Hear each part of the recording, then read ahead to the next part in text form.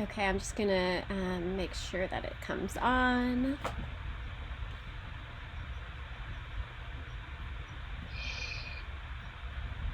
There we are.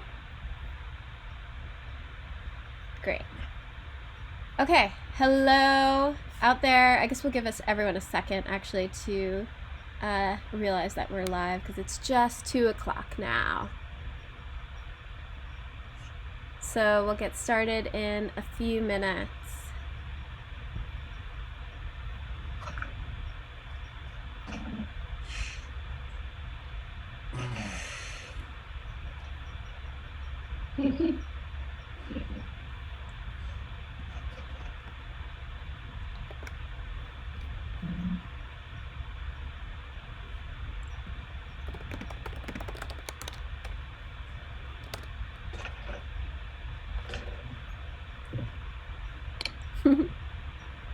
Yep, get all your selfies in now. I know. I'm taking a picture.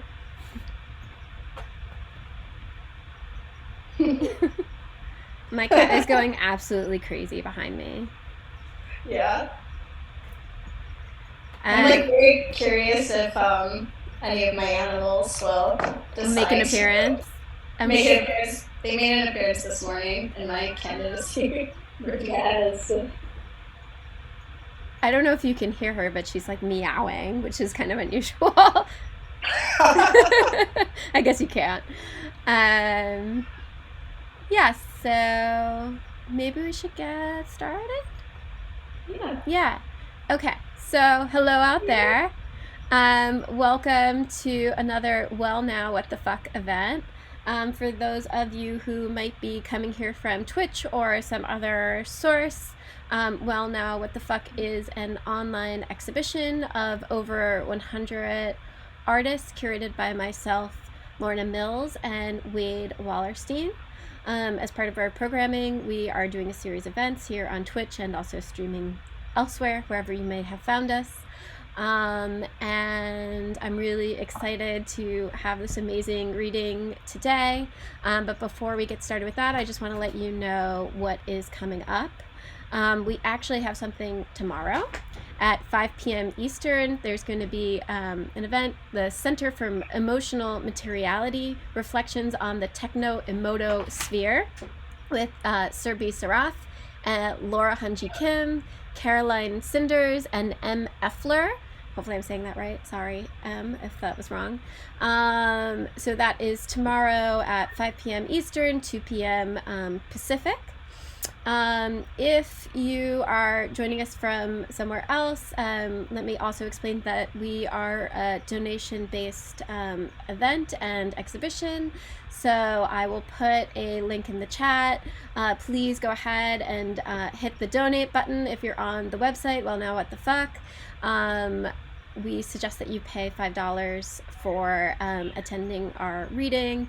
Those donations go minus PayPal's fees directly to the participants of this event. So please hit the button. Hit the button. Give us your money. And then without further ado, I'm going to turn it over to Nicole, who has organized this reading for us. Thank you so much, Nicole. Thank you, Faith. And thank you, Faith, Wade, and Lorna for organizing the show and then allowing me the opportunity to hold this event titled Come to My Window. Initially, well, first off, I got internet for this. For the past 2 years, I got rid of internet at home. And I know, Faith. I've only been using like data off my phone for 2 years. And then on Friday, I decided to like take the plunge and allow myself to watch movies at home again. So I'm on the internet now. Yeah, the initial idea for this came out of this space that I'm starting in my office at VCU where I teach. It's called Dream Space, but I can't actually set foot in it right now. And I've been wanting to hold these events, and the 5 people that I invited today are people that I really respect their work, and I'm excited about their words and their thoughts and kind of how they maneuver in the world. So now we're in this space together. Uh, and yeah, I guess for the past like 60, I've been counting 60 days. I guess like the idea of the window has taken on a like a very different vibe for me and probably for everyone else. I mean, constantly thinking about like the window as this sort of respite um, to like our quotidian space.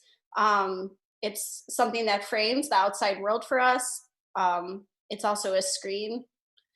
And yeah, just like playing with these ideas of like rest, escape, desire, and language. So that's kind of where this came from. And then also, I'm totally sorry that the Melissa Etheridge song is like now in a lot of your in a lot of your hearts and minds. I thought that like as I sort of segue in between everyone that I'm going to introduce, I'm going to just like give you some little Wikipedia tidbits on Melissa Etheridge because I thought, why not? I have you here. So yeah, let's just get started. Come to My Window is a song by Melissa Etheridge, released in 1993 on her 1993 album, Yes, I Am. This was the first song to be released after Etheridge publicly announced that she was a lesbian. With the driving force of gay rights, the song gained a lot of airplay on radio stations, mostly through call in requests, because we all know lesbians are super fans and they will do that for you. So, to quote Melissa, I was in a relationship at the time that was tumultuous. In my early 20s and 30s, I made some poor choices, and what you choose is what you get. I was struggling with fidelity, honesty, what it is that makes a relationship. On the road as a rock star, there's a superficial attention and adulation that is thrown at you for a couple hours. And then you're alone in your room and it's lonely. I understand why some people turn to drugs. I started writing in my room after a show. I had a not so good phone call with my partner at the time, where out of loneliness, I just sat on the phone silent. I would dial the numbers just to listen to your breath. Ty Little is a poet from North Carolina, where she attended horse camp and fell in love with a horse named Job, sang numerous songs in Latin, joined a swim team for one day in order to obtain a Snoopy Speedo before quitting and continuing to frequent the pool, and almost attended a conversion therapy. Her work can be found in the loamy flesh of a mole's sensory organ, in the light of a celestial body, in the sacred stature of a bull, or in the abrupt disintegration of a dream.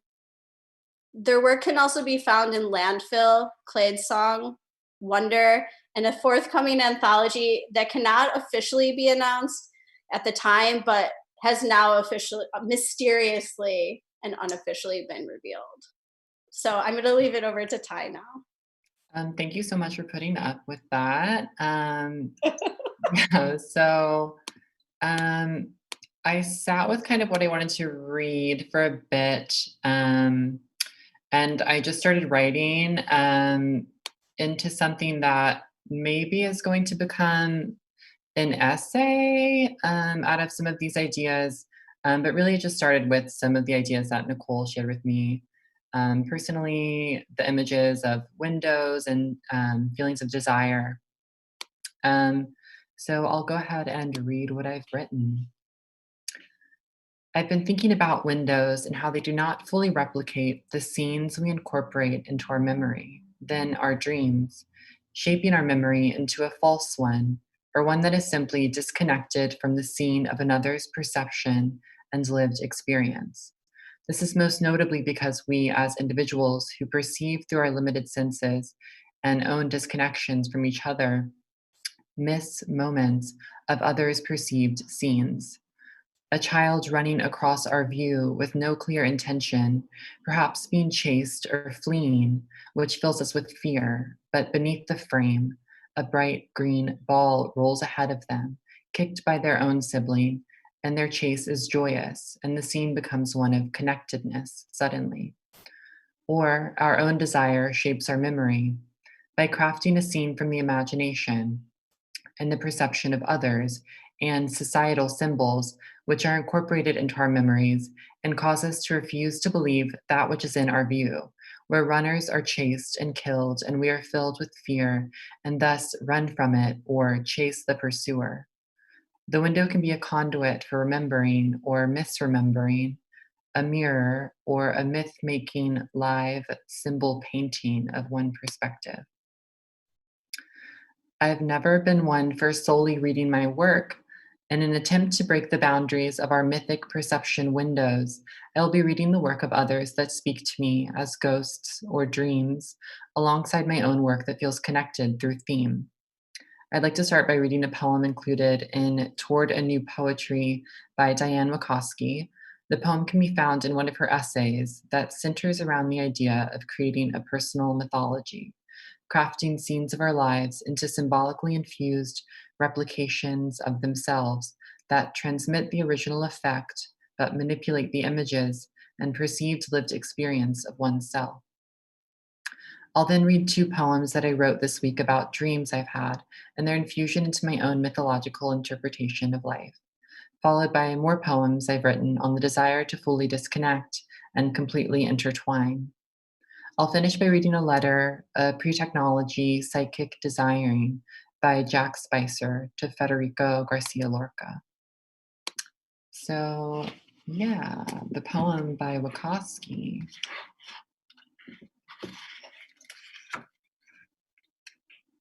Form is simply an extension of content.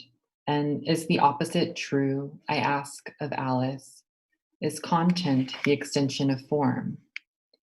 If I try to write sonnets, will my life itself be a sonnet? 14 lines, iambic pentameter, may be short and sweet.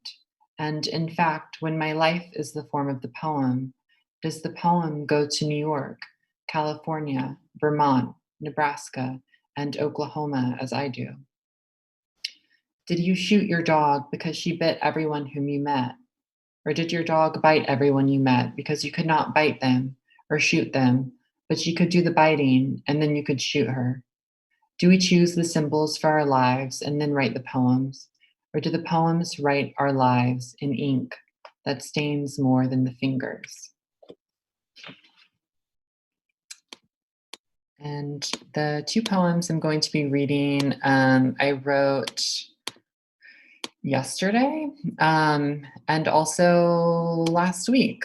So they are currently unnamed. And yeah, the first one is about a dream, as is the second one, even though they don't have to really be about anything.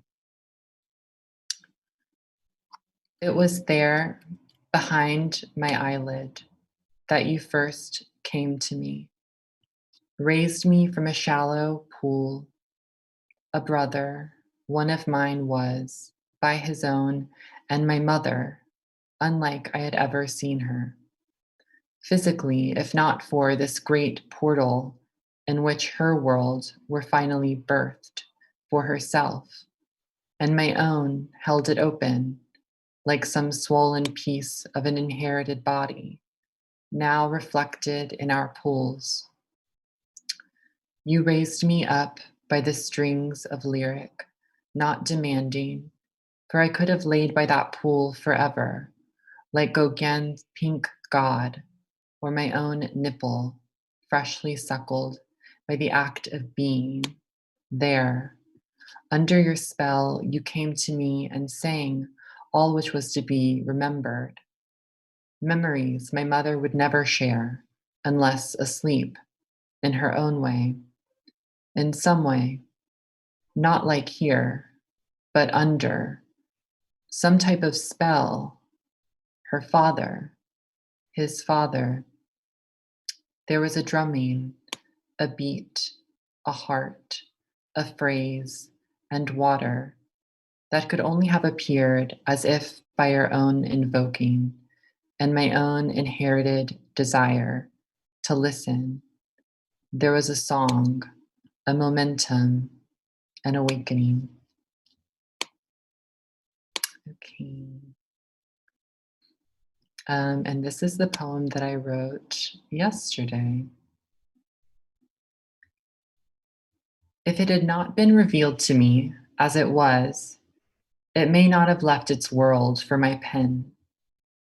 Synesthesia made the swan taste like the inner pith of an orange without its albedo encasement.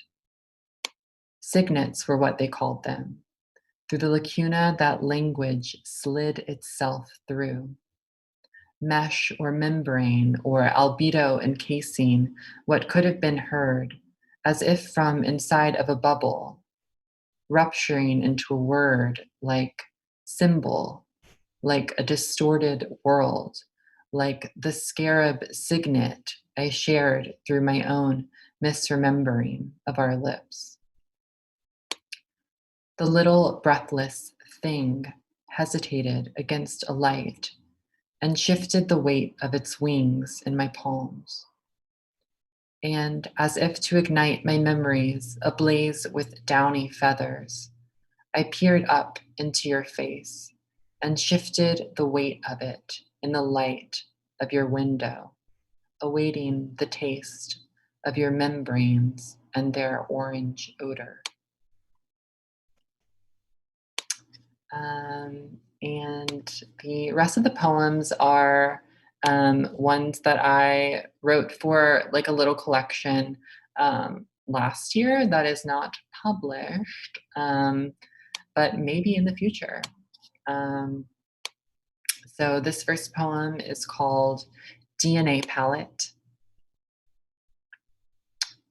In green lore, an iris of growing up, the pocketed light in a garden's unfurling of threes, scattering, sliding, and cooing until jaws unclenched ensure language adaptation. The sky rubbed bluebell poultice on my eyelids when I first burst head first into an imitation of my oceanic tear ducts. Floral war paint still reaching the world's monochrome in refracted particles of engine exhaust. And this poem is called Disney Films as Prophetic Teachings.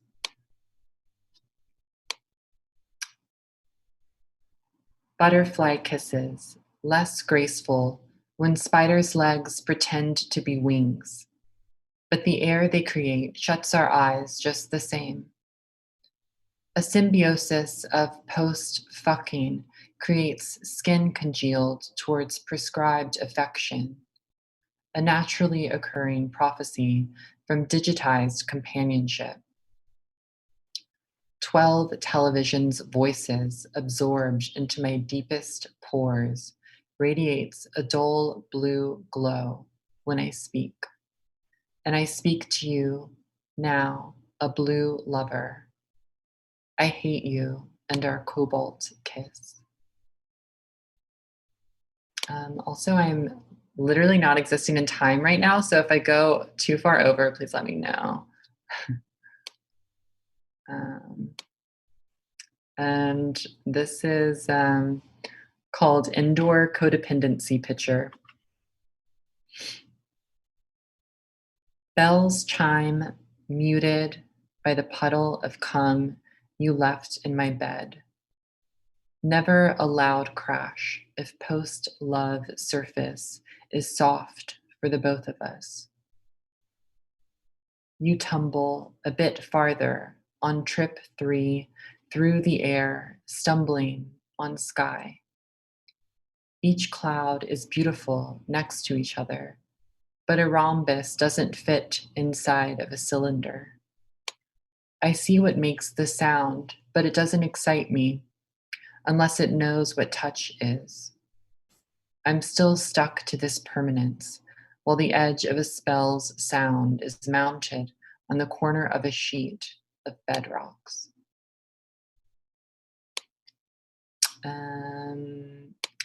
I'm not going to read the last poem, but I will read this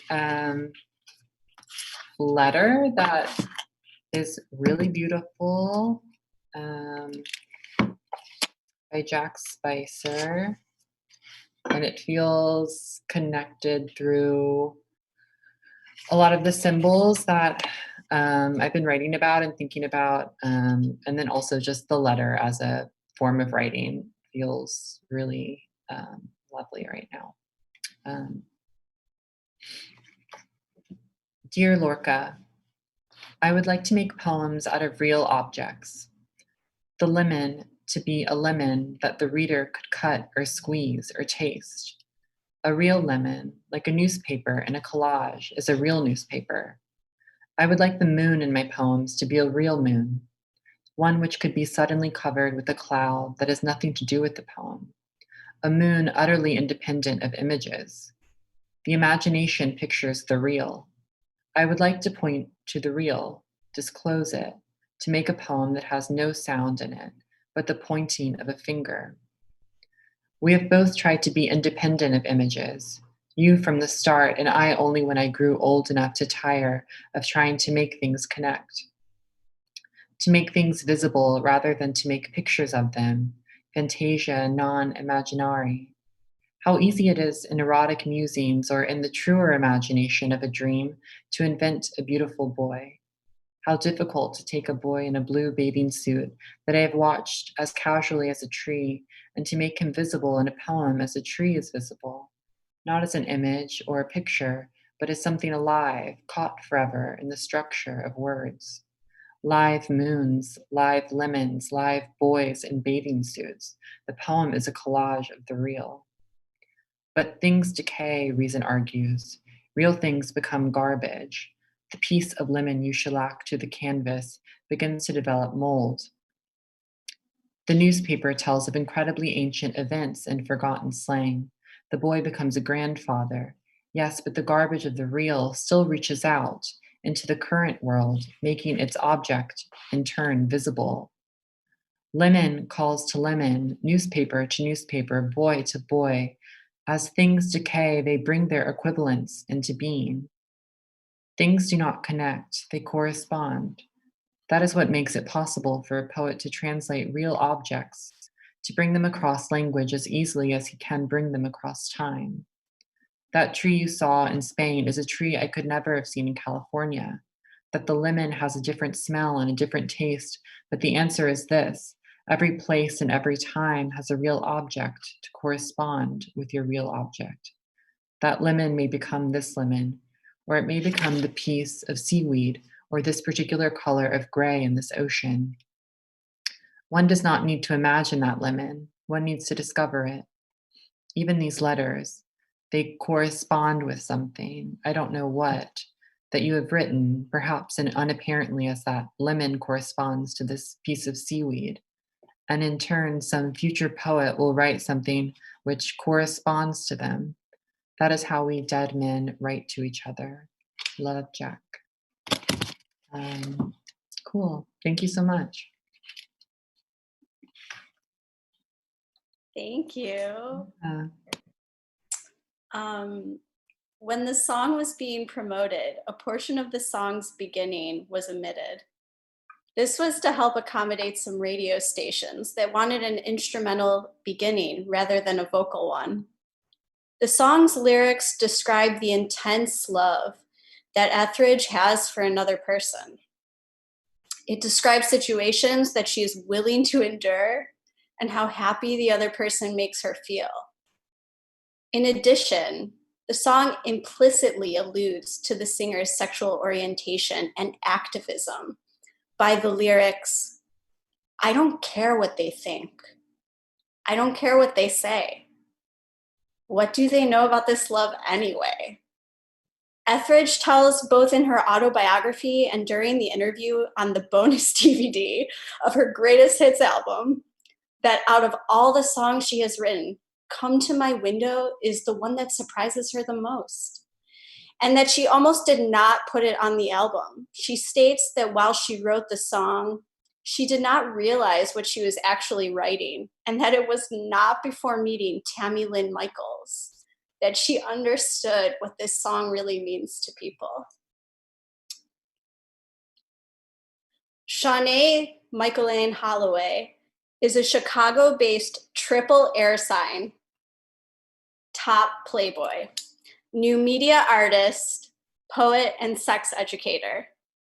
She likes other hot and busy girls, chocolate cake with chocolate icing, expensive perfume, her fancy cane, and wearing leather in the summer. Don't at her, she's mean, LOL. And I'd like to just like, say that we're like merging right now on Zoom. We are merging, it's true. I just wanted to acknowledge that. What is that called? The lesbian urge to merge? We talked on the phone yesterday. Now I'm in love. Your floor, Shawnee. Ah, yes. Well, as you were reading that description, I was like, wow, who wrote this about my work that I'm about to read? So I don't really need an introduction because I just got the one. But TLDR, I picked, well, actually, not too long, didn't read. The background is I met Nicole at a gay publishing camp at Yale, and it was the best thing ever. It was Gay Ivy Weekend. It was Gay Ivy Weekend, and we were living our best gay lives. And then fast forward a couple of years later, Nicole was like, I know you write well. And I'm like, you don't, but thank you. Can you like write me some stuff? And I was like, as long as it can be gay. So I had been writing a really long time. I'd written a couple of books I had never published. And Nicole was like, let's do this project. And while it may not have ever come to being, I still have all of the files. So here's like an early draft of one. And I picked my like best gay poem. So I'm on my best lesbian behavior now. So I'm going to see if I can share my screen. Let's see. There we go. And because I feel like my poetry, the reason why I don't really read a lot of my poetry is because yeah, there we go. Hi, we're all here. Is because it looks the best sort of on screen, I think. So both for accessibility reasons and because it's really cute on the page, I thought I'd read it from here. So I've changed the name of this book a million times, but here is I'd Lie If I Could Even. 1. Girls of the Calm Pool. Which direction do you want to be yours as we flail and fling? Mine silver and your gold, melting downward under heavy, humid air, cruising, seeking in each other the evidence of.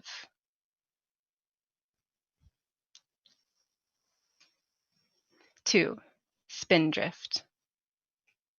I bent down to touch the cracks in your earth. Perfect divisions, no crumble, just chasms, wet on the inside, rich in carrying. I found even earth needs water. To grow, I soak it. 3. Rough house. Sick with someone. Sick with someone. I'm embarrassed by how much time it takes me in the shower, start to finish, but I can't afford therapy or the time to take off my makeup.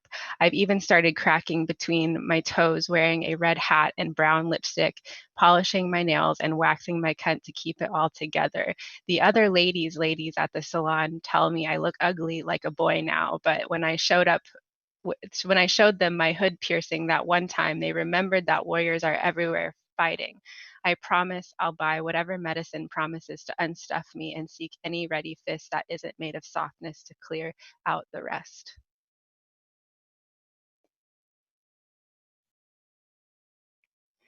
The morning I realized I was the fallen friend, I took up reading books by other forgotten sisters and remembered that decisions are just decisions. That day on Fresh Pond, I promised not to show anyone how wet my eyes could get, but distract them with questions about the artists I didn't know. I looked up your number in an actual telephone book and Googled your birthday in my exile. I found that you were a dropout like me and had skinned your knees. I guess we both have rocks under the surface. Every month I dream of you holding and writing or looking at me from across a river. Immensities must mean that there's still life there.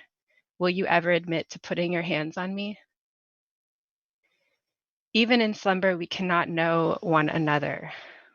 We have felt each other, quote, too often in the dark for this. I really don't know what my responsibility is, and I am spread against this parked car and flattened, and I'll wait for you to cut just because. You push me at night, and I want to see myself warped in this other kind of valve. 4, I'm a world. The kind of lesbian I am allowed to be. Quote, any. At 26, stealing my mother's makeup, wearing my girlfriend's underwear and listening to her tell me stories of when she was prom queen too. Quote, secret. Getting high and smelling like veggie burgers and ice cream, touching even though one of us has a yeast infection. Forgetting a bra. Quote, loud. Showing the European border police my tits because he told me that I was a boy and my ID was fake. At 27, still calling my young grandma for cooking advice and wondering what I'll do when I have a family and she's gone. Quote, ugly. Learning to read a map upside down for fun. Copying the words from misogynistic vulgar rap songs and singing them to my lover as I fuck her in the bathroom at her other lover's house. Quote, quiet. When I'm that bitch. At 30, quote, desperate. Sitting when you cried as you saw the toddlers on the tether and I told you I wanted to have yours. Quote, hard. When I decide to cut my tits off and choose to feel deeply, I am a woman. Quote, evasive. When I am afraid of being touched. When I am my own. And that was it for that one.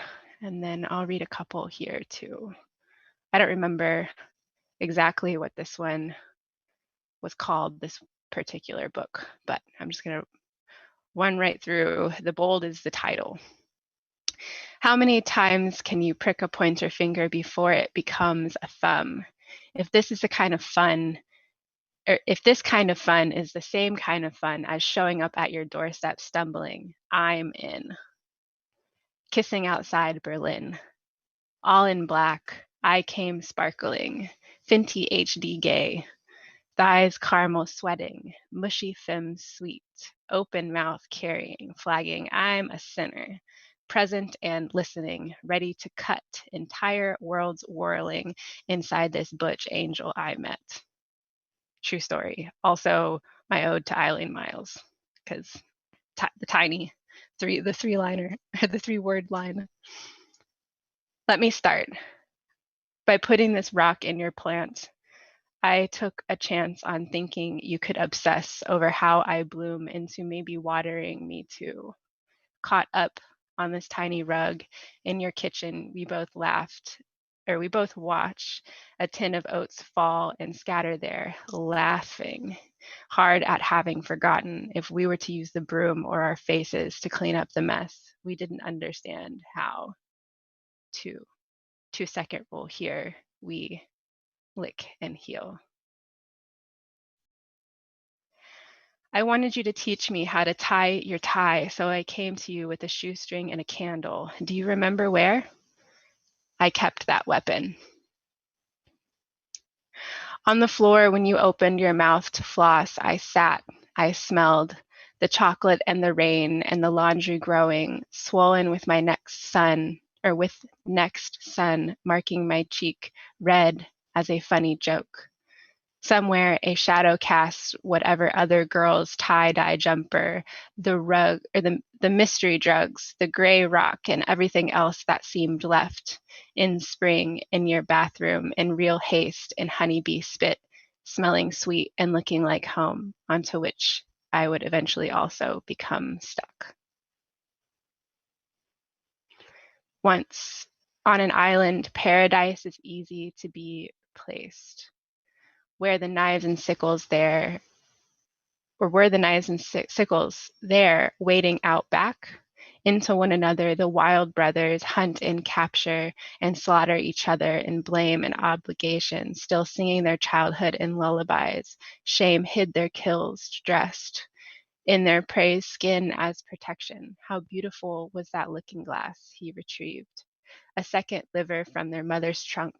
While going cold, they caught themselves rubbing flesh on flesh together to keep warm and fled, smelling of rot, having mistaken preservation as salt and distance as a good disguise. That night, I threw back wet covers, quarter by quarter, and loved you by the heat. On the grass at the edge of the lake, left dripping, I had let you take everything off this time. All right, there's 2 more and I have 30 seconds left. I dressed just so, tight and wrapped, tied and sweating. Maybe it had really been that long since I'd seen.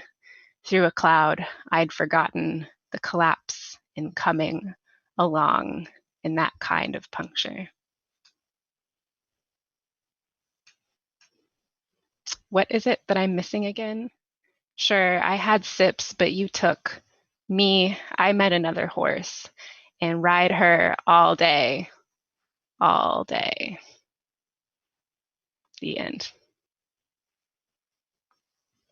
That's it. That's all the things. Thank you. Yeah. Angry stuff. Oh. The black and white music video, directed by Samuel Bayer, cuts between a mental patient, Juliette Lewis, and Etheridge playing her guitar and singing. The video also features childlike drawings in certain scenes. According to an episode of VH1's Pop-Up Video, these drawings were created by crew members' 5-year-old daughter. Additionally, the video was to have included an appearance by a little girl, the lost childhood of Juliette Lewis. While the appearance was filmed, it got lost during editing. However, at the same time the album became a hit, I came out publicly. The gay community lifted me up and supported me. That bridge in the song was taken to an anthem level. It bypassed any meaning I ever put in the song and became part of a mass consciousness. It is still a huge moment when I perform it live. I realized that I was willing to compromise my wants, wishes for someone else. The need was deeper than the skin. It was in my blood. I needed to make a connection. I need you in my blood. I am forsaking all the rest just to reach you. Maisie Mattia is a fiction writer and transsexual. They have been published in Prairie Schooner and have a story forthcoming in the summer 2020 edition of Zoetrope, All Story. Their novel, Estrogen, is out on submission. They are from Texas. Hi, Maisie. Hi. So I'm going to read from a piece that I'm working on that is going longer and longer, a story, which is ultimately going to be about Catherine of Siena eating pus from a trans woman's healing vagina. But it's not about that yet. I'm getting there. This first chapter of it, I guess I would say, is about a relationship, as many things are. And yeah, so I'm gonna put it up on the screen too. If anyone later wants to read it, I really don't mind sending chunks of things I'm working on to people who are interested. So just DM me at milk_woman_. And you can follow me and follow my pregnancy journey. God has recently given me a child, a fetus. So yeah, I'm 9 weeks. So yeah, I'll be reading from the piece now by sharing screen. Okay.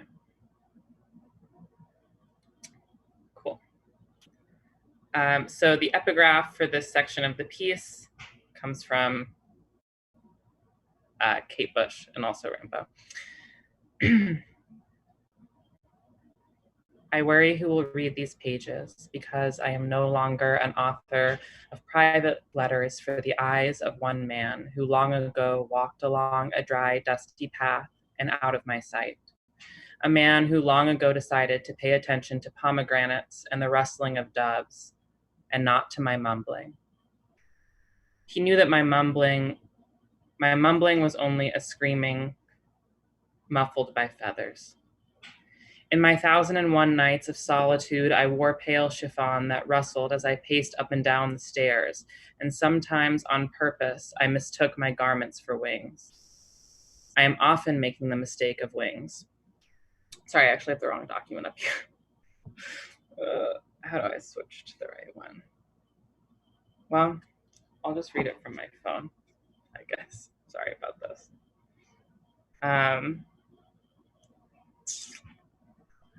Well, I'll go on reading this one and read for 10 minutes. I made a bunch of cuts to the story, so it would be 10 minutes. I am often making the mistake of wings because the man who walked away told me once. We had a habit of exacerbating little bits of biblical logic into fanciful dioramas, wherein we played with our notions as if they were painted finger puppets. That angels recline on the undersides of clouds to watch humans fall in and out of love, there being no such fluctuation in God's heaven, where love is as constant as light. Or did I say that to him? In the moment, it didn't matter. Were I writing to him now, that man who lifted off heavenward in a cloud of golden dust, I might say, a garden is a question of relation, not a single sprig or blossom. And that would explain, with a little arch wink, as if we were hiding between the lines of a 19th century novel, how we made a language together. By gardening, not by offering orchids in glass domes. But I am not writing to him. In fact, as much as I can, I am writing away from him. Even so, it seems my story cannot go on until I know for sure. As if, were I able to remember precisely who said what about angels, were I able to arrange our conversations in order from beginning to end, November to April, I could live within the book of seasons with my darling who skipped stones by the river and whose armpits I licked night and day like my tongue was a scrap of red bandana dipped in the water of a stream. Once I was in his bedroom. I had placed a book on his pale blue nightstand because I was spending the night. I was afraid of showing him too much of my love, which wasn't love but something more like a rotten peach eaten alive by its own sweetness.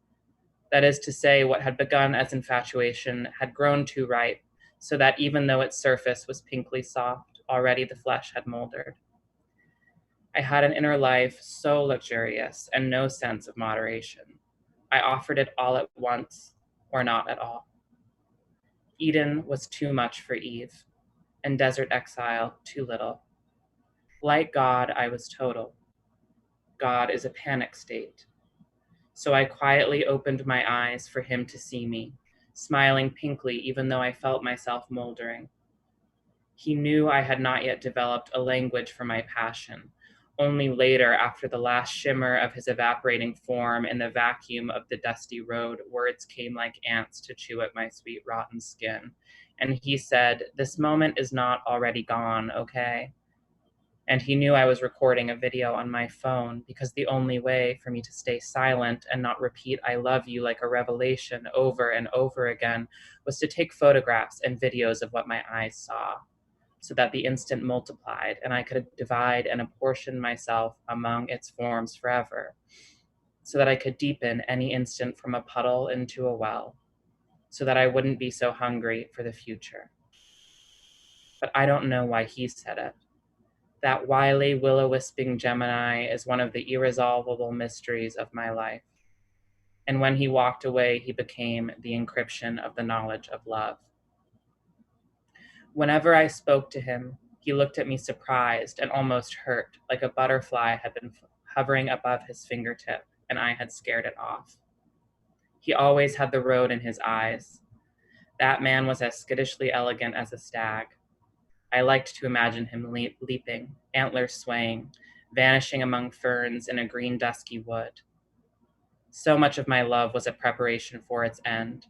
But I can be forgiven because every Sunday a pastor read from the Bible. That Bible was my pastor's favorite book, and Jesus was her favorite character. I became, at my parents' bequest, her involuntary audience. So I can be forgiven because Jesus taught his disciples that whoever loves us most will betray us, and the best we can do is prepare the scene. Knowing that a bite and a kiss were both a taste, he restaged the fall of man. Gethsemane became Eden, Roman centurions became blazing angels, and Judas became Eve. The Christ was fatally ripe. What happens once is in 3 dimensions, but whatever reverberates discovers another dimension called ritual. Jesus sacrificed the ephemerality of Judas for the eternity of Judas Eve. He immortalized their love in betrayal. For months, I watched the video each night before I slept, for many reasons. For reasons such as his eyes, alcoves of amber, and lips. He kissed me first. Let it be forever known that he kissed me first. I asked for nothing. And also how the content negated the form. Because even though a film can only repeat the past, the man in the film, like a nun thrashing in her convent's narrow room, babbling about the eternity of heaven from her brief interlude of earth. The man in the film asserted himself as an artifact of a perpetual present. But a present trapped behind a pane of glass, a present I could see. His name is Ezekiel. His eyes are honeycomb tombs, but could not live. And I cannot take a photograph of the taste of your armpits, Ezekiel. My tongue has no imagination. Desperate for the false glitter of its 4G hydromancy, I tapped and tapped against the glass, calling his face forth from its timeless blue grotto, that holographic pool in which I dissolved my remembrances of things past. Once again, a spectral pulsation of opal flared, swirled, burned below the surface like the premonition of a beta splendens. My phone was an aquarium of instants. Ezekiel returned and offered me the pearl of a forgotten hour. I do not need a heaven. I am not asking for a heaven with you, Ezekiel. I could live within an atom of lost time. So I bent my neck over the glass, and like someone praying, I bid him come, become our instant once again. But the more time I spent with my scrap of Ezekiel, the less of him I remembered.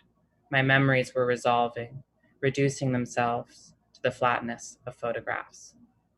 Am I out of time? Okay, I have a couple more minutes. Okay, I'll read a little more then.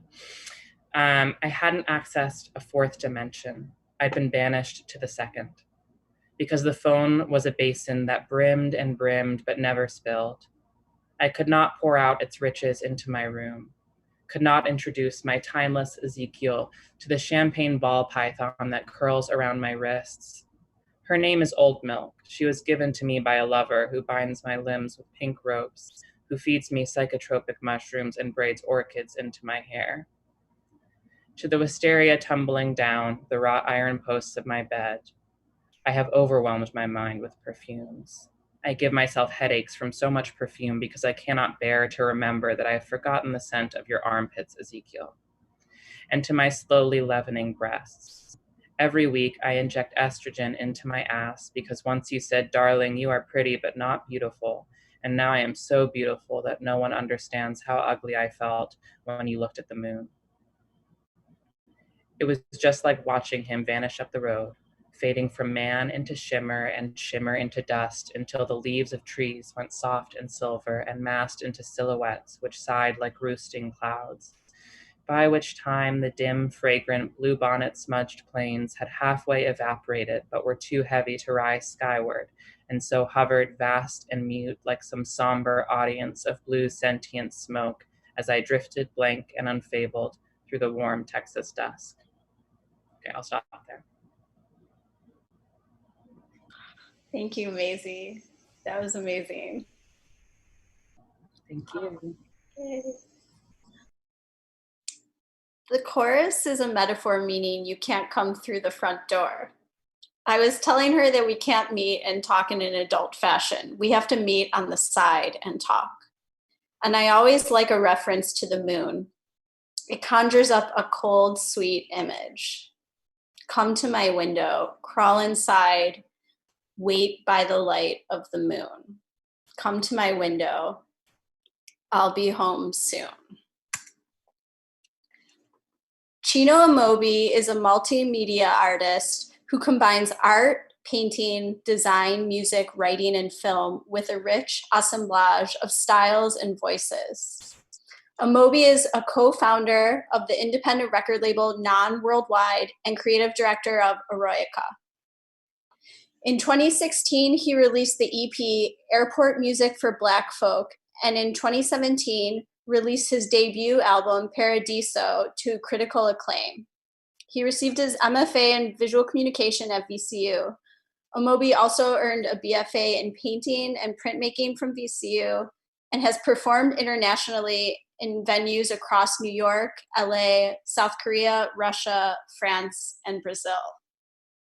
My bio is like insufferable. I was gonna use your Wikipedia, and then that's where I got most of that stuff from, honestly. That and like other stuff. But I wanted to read today from this book, Eroica. It was like my thesis novel that I wrote, and it's like the part where I'm reading from is really like a window. I thought of that as like a view into the like main character's perspective, and it's like a sci-fi economic thriller type thing that I was thinking about. So I'm gonna play like a part of the soundtrack while I'm reading it.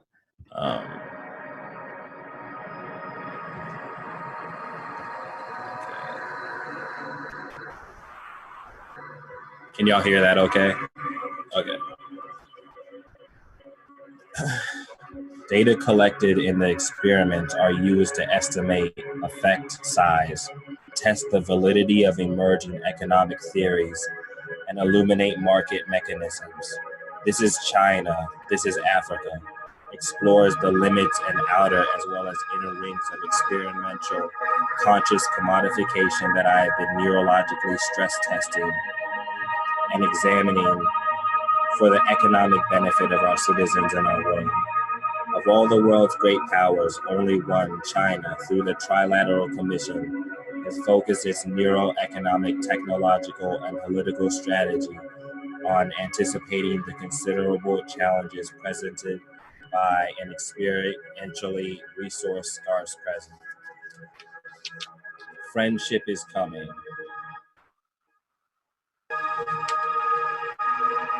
Based on our interactions, the following unedited words were written by Crucifix, which I would like for you to join me in the experiential reading of.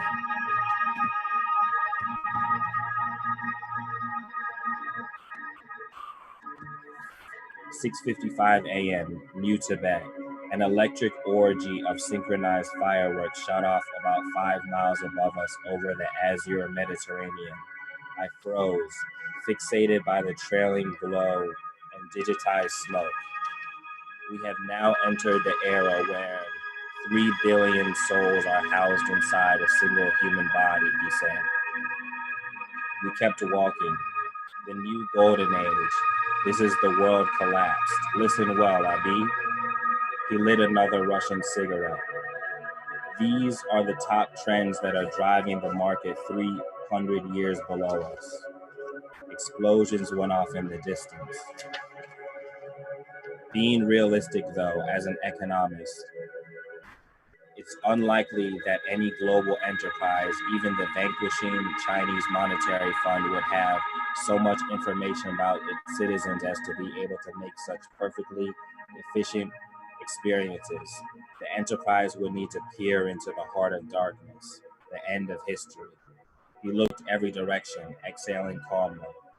I know, a measured calculation of estimated threats. What the classics call the small heavenly cycle, like some castrated urban fantasy.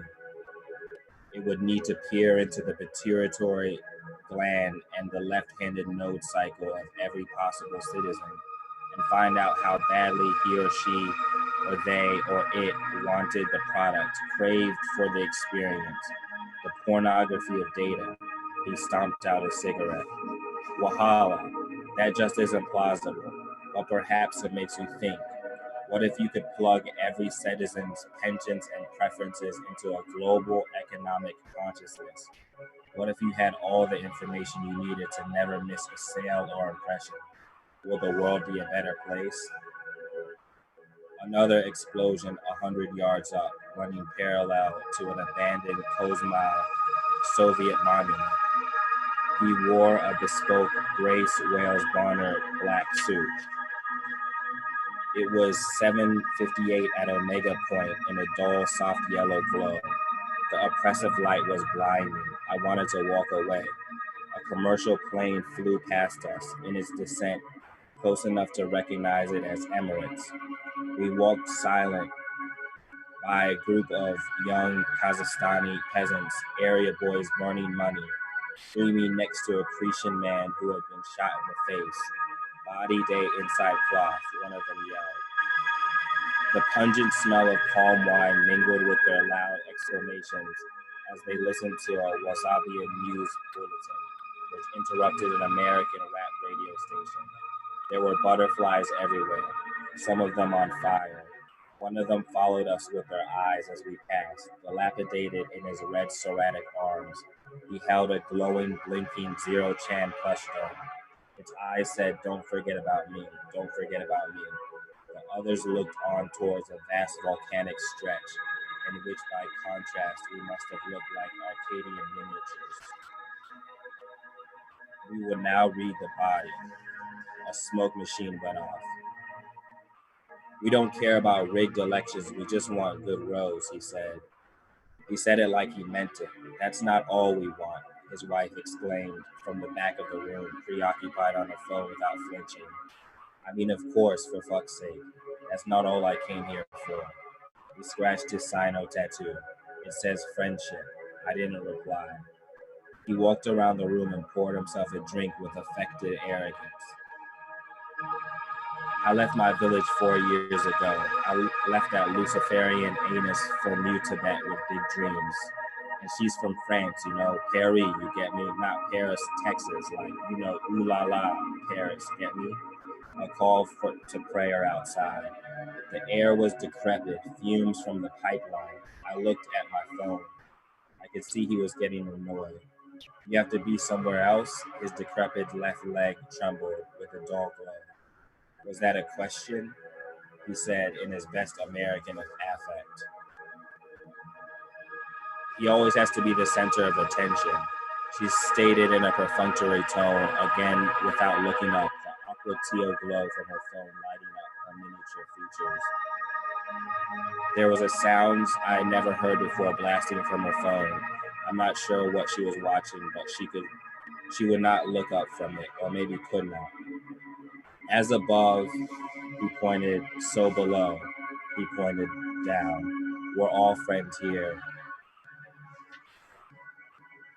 The teal blue lights of the room were now glowing in his blood red eyes.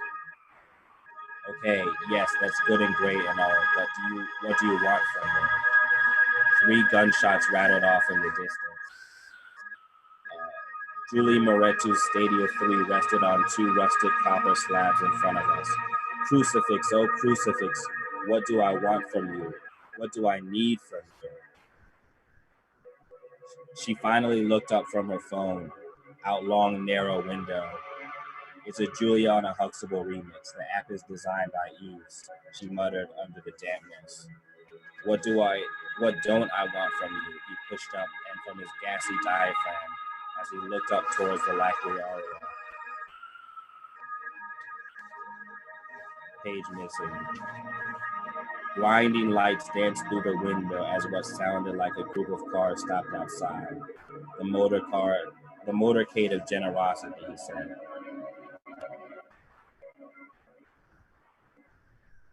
"Look," he grabbed my face, my lips, and guided it around the room. "New Tibet has been good for us. New Tibet has been good to France. It has been good to our world. incandescent orange lights at the 4 alabaster columns in the room brightened in their blinding intensity. The light was choking. I couldn't see, and my eyes began to burn. That's where I stopped. But yeah, that's just like an excerpt from the book. And I'm gonna have like copies of this for sale online soon if anybody's interested, or I can send you a PDF too if you want to read more of that. Thank you, Chino. It's so interesting to experience that work in so many different ways now, like a performance at the ICA at VCU, right, in thesis, and then like now in this Zoomscape. Yeah, it's odd. With Warhol behind you. Right. Much therapy later, I realized that the hole I felt was for me to fill. But much of our lives, we try to have others do that for us. Originally, I was referring to the pain love brings when I used the metaphor, the blackness in my chest. That's where I feel my pain, where the heart chakra is. It showed me the power of intention. We're all spiritual beings, and there has to be a balance of the soul and the body. That's the journey I'm on now. Ray Carlson is a Chinese American designer, researcher, and writer based in Richmond, Virginia. Their work explores the subjects of queer culture, research and writing in relation to cultural identity and tradition. And they're also a part of the publishing initiative, Other Publishing. Hi, everyone. Sorry, I didn't realize everyone did like really like nice, like long bios. I feel bad. But I am actually also gonna read from my thesis. I just graduated last week. Yes, from VCU. I'm like, I need to milk this praise like as much as I want because I paid so much money for it. But so yeah.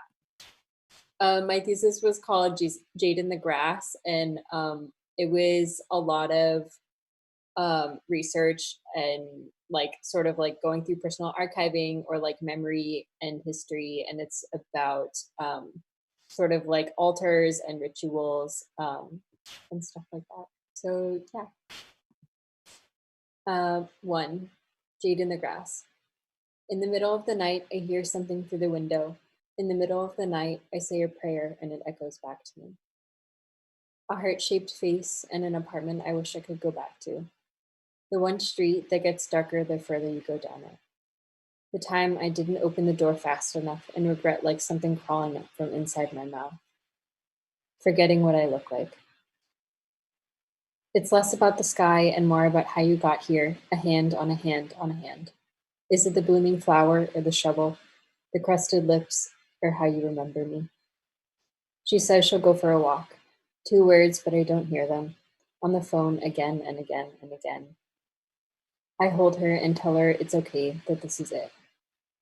She tells me she's scared and she's so small in my arms, I don't know what to do. I don't know how to tell you this, but I'm really fucking sick of it. I dream about the cut hair. I dream about pulling it out strand by strand. I dream of the buzz of the razor or the purity of the hand. I dream of the movement of their bodies. I'm so tired of crawling on my hands and knees. I'm so tired of scouring. Say it to me and I spit it back. I'm so tired of finally finding someone with an experience I understand. They understand, you understand. I'm tired of reading it and losing my breath because it is so rare to be seen. In a corner, Jade in the grass because it's all I have left, and I give it to you with my hands outstretched. 2. Luyang. She tells me in the kitchen, the liquid pouring over my hands onto the counter, onto the floor. She tells me and it echoes for so long I forgot who she was. Misunderstood like soap on your tongue, a scab that you scratch off and turns into gold coin. trying to understand yourself like playing with fire. I know your gods do nothing for me, but I eat the soup you make anyway. I watch you grow strong from the other side of the bed. 3. Backyard. Bamboo has grown in my backyard for as long as I can remember, an invasive species in the suburbs of Virginia. When I was little, my father and I would go out every week and we would stomp on them, bend them at the base, a ritual. But my favorite thing to do with them was peel each layer away, one by one, leaving a trail of displaced bamboo behind me. When I grew older, there was a period of time where the grass turned yellow. The bamboo shoots became scarce, and I forgot the tradition. My dad thought the roots were dying somewhere underground. Storms came and went, and with it they took long-standing hollow bamboo and placed them on the ground, bisecting our backyard in two. My father would take the dead bamboo and put a pile of it in our backyard next to the firewood. We never burned it. He said it wasn't meant for that.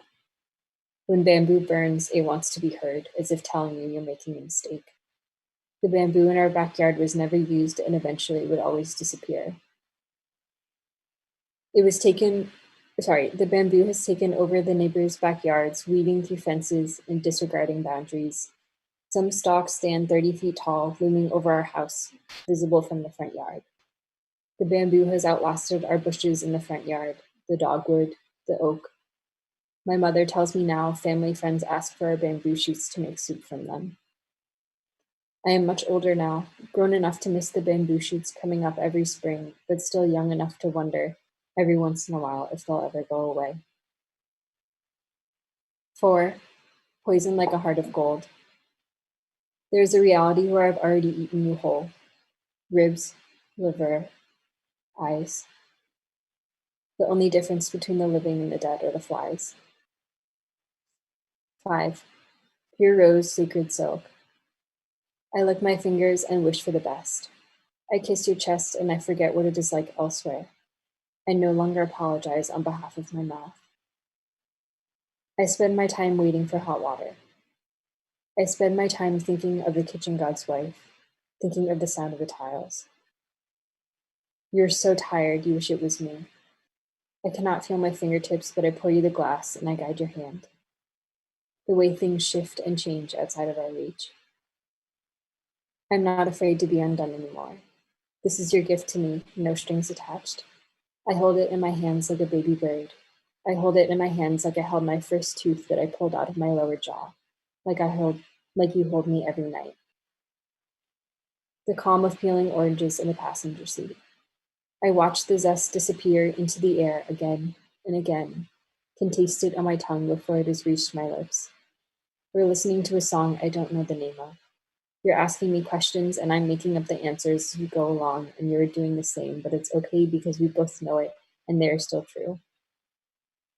It is dark out and we're trying to get lost in the town that I grew up in, and pretending I do not know where we are because I care for you like that.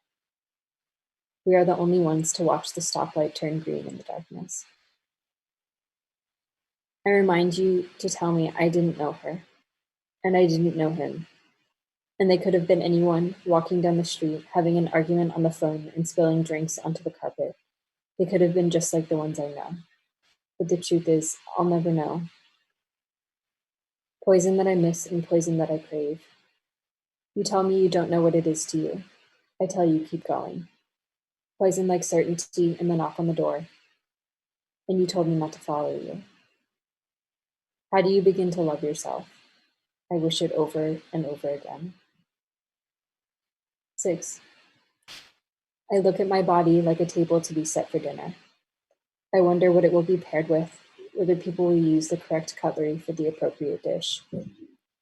I look in the mirror and see dishes in the sink waiting to be scrubbed clean. Everything must be done by hand. You are humming to a song that isn't playing. Your mother stands silent next to you.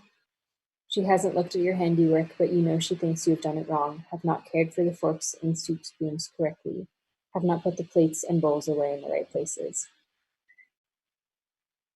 Your hair is your identity. Your hair is your destruction. At night, you tie it in knots, hoping someone will cut it off before you wake. You don't remember the prayers anymore, so you beg for forgiveness with each shave of your head. Your hair is your body's apology. Your hair is your thanks. There is nothing you have to say to each other anymore, so you grow and it cuts. I exist apart from my ancestors. My body keeps things from itself. I do not remember the bamboo in my backyard. I do not remember myself with my best friend in my closet. I wonder if it is saving itself or condemning itself.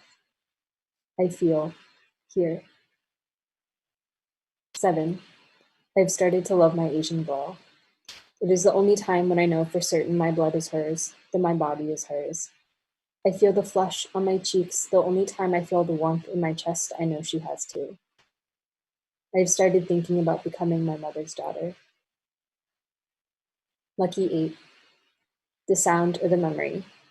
The lucky 8 siblings, now less. I forgive myself for knowing and not knowing.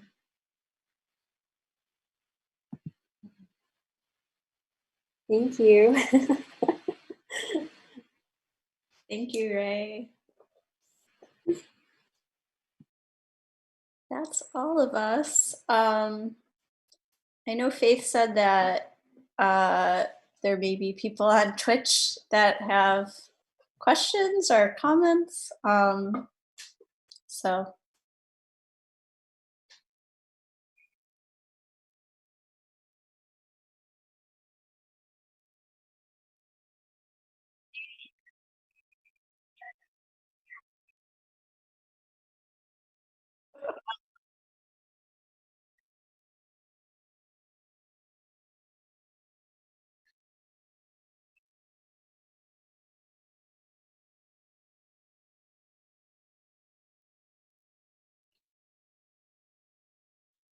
I know 3 of you, well, yeah, I feel like all of us on this have are finishing up or wrapping up a spring semester, whether teaching or studying. And so I just want to sort of commend you all for getting to this part of the tunnel. The light is out there, in some way. And so thank you for sharing everything today. I was really excited to have you all in the same space and share different parts of your practice. Yeah. Yeah, I definitely want to read more of everybody's stuff. It's really dope.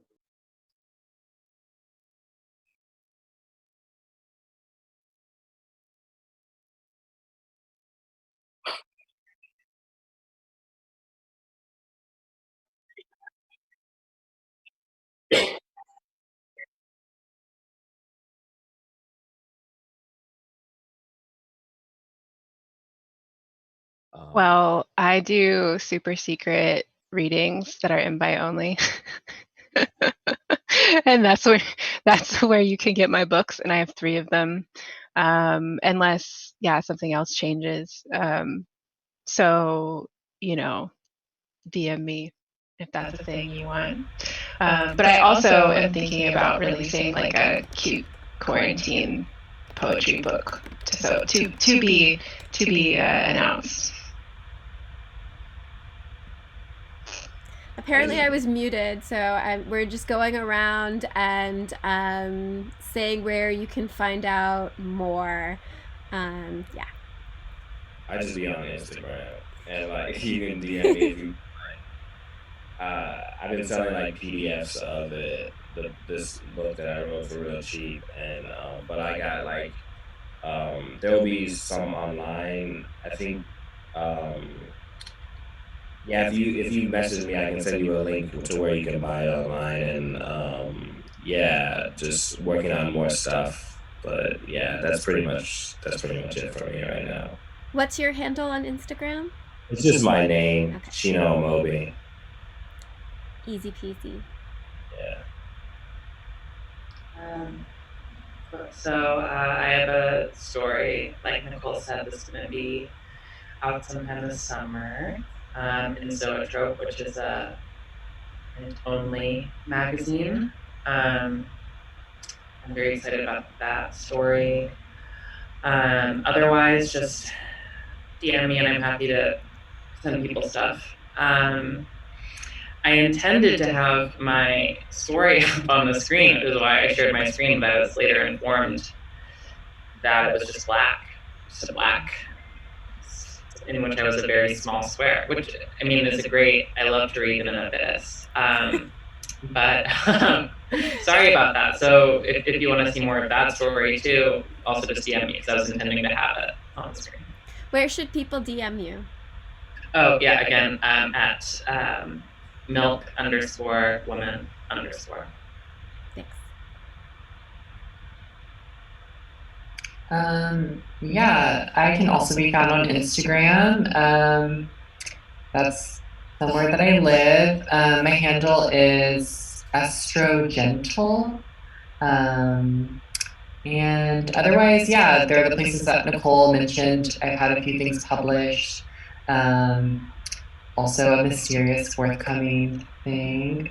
So yeah, but follow me on there, message me. I'll post updates for what's published and would be happy to share any personal, secret thoughts and feelings and poems. So. I'm also on Instagram. It's Ray S. Carlson. I have a website that's just Ray Carlson. That's a lot more like design work though, not as much writing. But I have a thesis site with all of this writing specifically. That's jadeinthegrass.cargo.site. Great. We've gotten a lot of thank yous in the chat. Yeah, I think that might be it then. Thank you. Thank you all so much. That was really so wonderful. And thank you, Nicole, for organizing and bringing everyone together for this amazing reading. I really appreciate it. Thank you. Thanks. Thank you. Thanks. See you all later. Bye. Bye. Everyone go stream Melissa Etheridge now. We have to like do our part, you know. Yeah. Heart chakra.